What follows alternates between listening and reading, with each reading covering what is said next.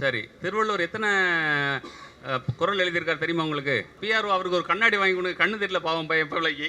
ஆமாம், அவர்கிட்ட உங்கள்கிட்ட நான் கேள்வி கேட்டனா? தெரியாதவன் பார்க்கணும், அதுக்கு தான் படம் எடுக்கிறோம். அவர் அதாவது தமிழன் படம் எடுத்து நஷ்டமடைகிறான், மார்வாடிகள் படம் வாங்கி. நீங்கள் எதில் சாப்பிட்றீங்க?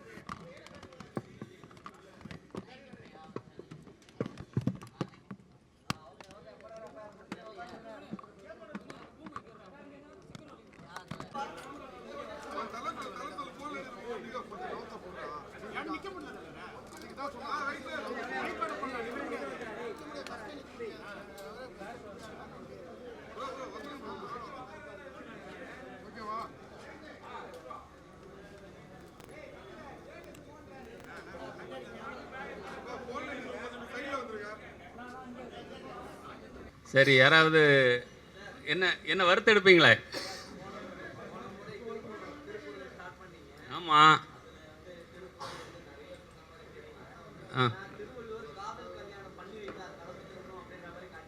ஆமாம்,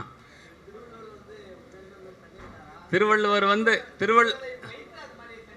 சரி, திருவள்ளுவர் எத்தனை குறள் எழுதியிருக்காரு தெரியுமா உங்களுக்கு? தெரியல. சரி, அதில் அதை 3ஆக பிரிக்கணும். அறத்துப்பால், பொருட்பால், இரவில் காமத்துப்பால். இரவில் தானே இது.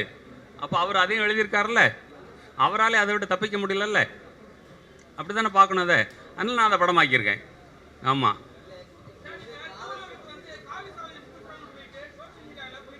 ஆமாம், காவி எங்க அவங்க சொன்னால் சொல்லிட்டு போகிறாங்க. சொல்கிறவன் யார்? அவனுக்கு நான் ஏன் காட்ட போகிறேன்? அந்த படத்திலே காட்டலையே. நீங்கள் கண்ணாடி போடுங்க. பிஆர்ஓ அவருக்கு ஒரு கண்ணாடி வாங்கி கொடுங்க, கண்ணு தெரியல பாவம் பையன் பிள்ளைக்கு. ஆமாம், அவர் எப்போவுமே நாங்கள் காவி போட மாட்டோம். நாங்கள் அவர் காந்தி வழி வந்தவர், கோட்ஸே வழி வந்தவர் அல்ல. சொல்லுங்க, என்ன கேள்வியிலே காணோம்?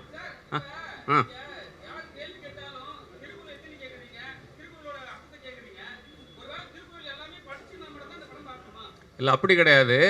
அவர் கேட்குறவர் அதில் காமத்து பாலை மட்டும் வச்சுங்க. அவர்கிட்ட உங்கள்கிட்ட நான் கேள்வி கேட்டனா?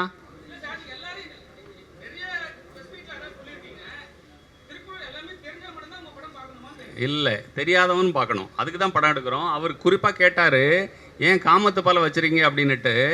வள்ளுவரே தவிர்க்க முடியாதது காமம். நான் அதான் பார்க்குறேன். என்ன இவர் அறம் சொல்கிறவர், பொருள் சொல்கிறவர், இவர் ஏன் 250 பாட்டை காமத்துக்கு எழுதினார் அப்படின்னா அவரே அதால் தவிர்க்க முடியல.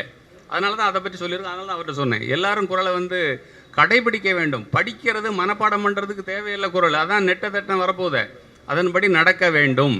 நான் கிட்டத்தட்ட 50% நடக்கிறேன். ஆமாம். அடுத்து சரி,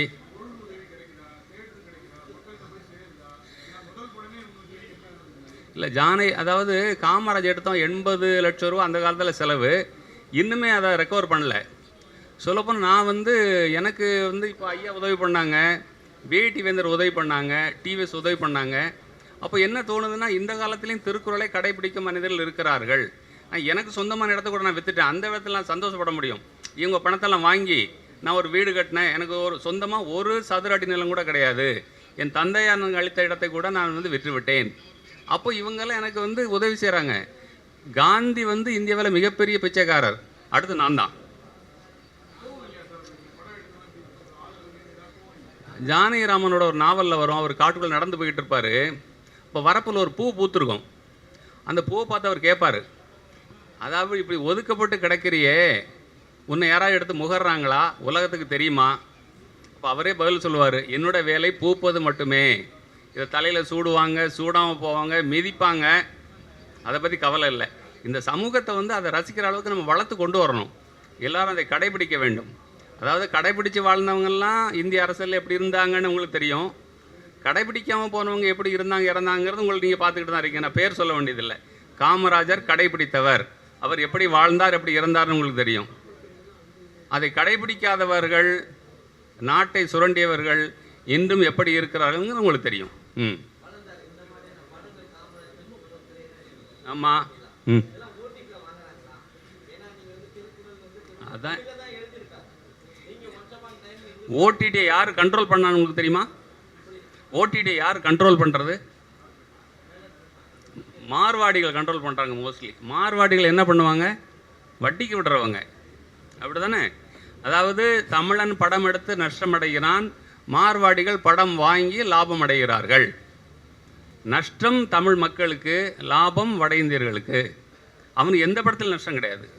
ஆமாம், அதுக்காக வந்து நம்ம பணியை செய்யாமல் இருக்க முடியாது. வள்ளுவர் வந்து இதெல்லாம் வந்து ஒரு குறளும் கடைபிடிக்கலைங்கிறதுக்கு அவர் எழுதாமல் இருந்தாரா? நம்ம வள்ளுவர் அளவுக்கு உயர வேண்டாம், நம்ம வேலையை நம்ம செய்யணும், அவ்வளோதான். ஆமாம், ஜியு போப்னு ஒரு ஆள் இருந்தார். அவர் வந்து அதை எழுதி இங்கே வந்து வாழ்ந்து அங்கே கொண்டு வந்து இன்றைக்கி ஒரு வார்த்தைக்கு அர்த்தம் கண்டுபிடிக்கிறதுக்கு வந்து 2 நாள் ஆகும். அவர் 100 வருஷம் முன்னாடியே மொழிபெயர்த்து வெளிநாட்டுக்கு கொண்டு போனார். அதனால் அதை கொண்டு போகிறோம்.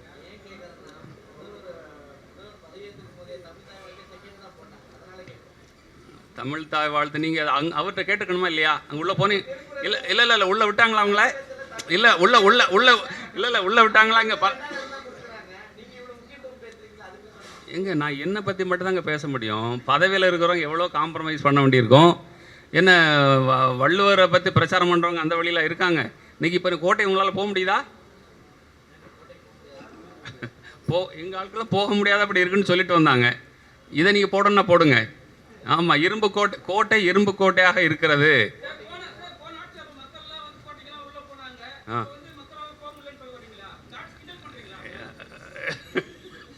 இல்லை இல்லை, போன ஆட்சியில் போனாங்கன்னு சொல்ல முடியல, இந்த ஆட்சியில் போக முடியவில்லை என்று சொல்கிறேன். இல்லை, எங்கள் இன்விடேஷனையும் கொண்டு போய் கொடுக்க முடியலையே. எங்கள் இன்விடேஷனை வந்து யாரையும் ரீச் பண்ண முடியல. கோபம் கிடையாது, அவங்க அதை ஃபாலோ பண்ண நாம் நினைக்கிறோம். அவர்களை வந்தது காட்சிக்கு எளியோன் அப்படின்னு சொல்கிறார் வள்ளுவர். காமராஜர் காட்சிக்கு எளியவர் இருந்தார், நேரு எளியவராக இருந்தார்.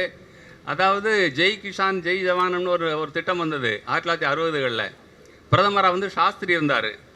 என்ன சொன்னார்னா, இந்தியர்கள் வந்து உணவு பற்றாக்குறை இருக்குது, ஒரு வேளை சாப்பாடை திறந்துருங்கன்னு சொன்னார்.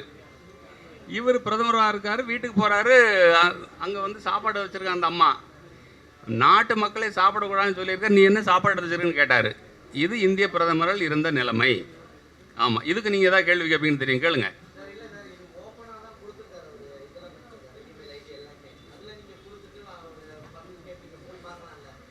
இமெயில் ஐடி இல்லை இல்லை இல்லை, எங்கள் மேனேஜரே உள்ளே போனார், அதுக்கே ரெஸ்பான்ஸ் இல்லை. நீங்கள் இதை போடுங்க, செய்தியை உண்மை தானே சொல்ல போகிறோம்.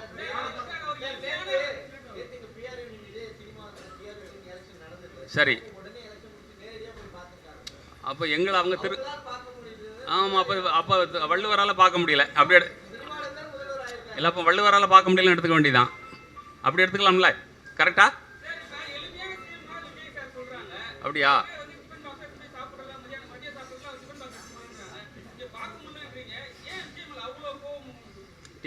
யாரு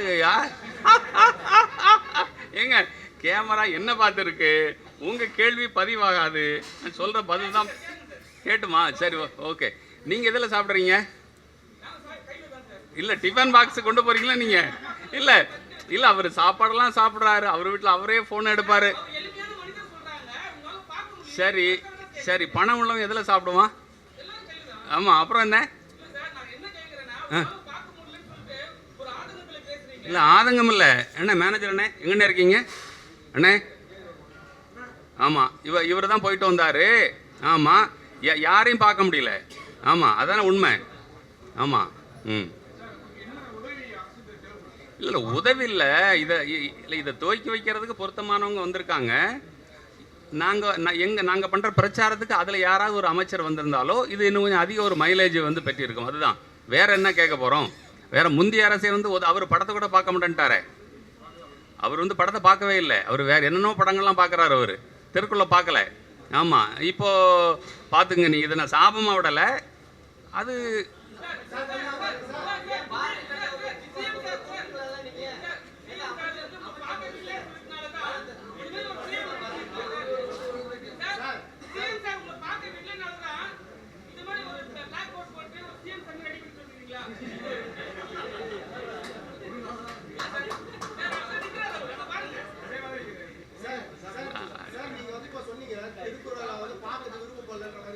யார் விருப்பப்படல?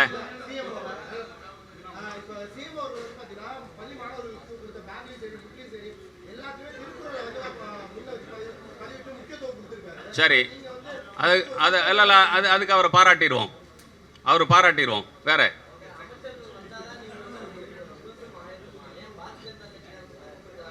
நான் இப்போ தான் சொன்னேன் காந்தி வள்ளுவரோட பிரதிநிதி, கோட்ஸே ஆர்எஸ்ஓட பிரதிநிதி, ஆர்எஸ்எஸோட வழித்தோன்றல்கள் பிஜேபி. நான் பிஜேபியை கூப்பிட்டு நான் ப்ரெஸ் நடத்த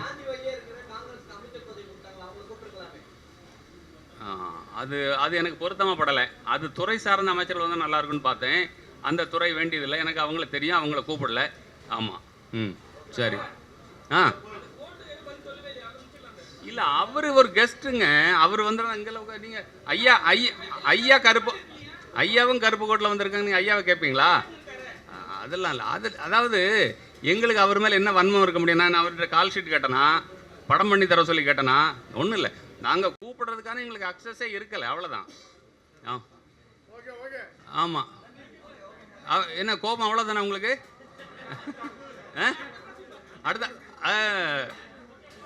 சரி, நீங்கள் வந்ததுக்கு மிக்க நன்றி. எல்லாம் சாப்பிட்டீங்களா? சரி, மிக்க மகிழ்ச்சி.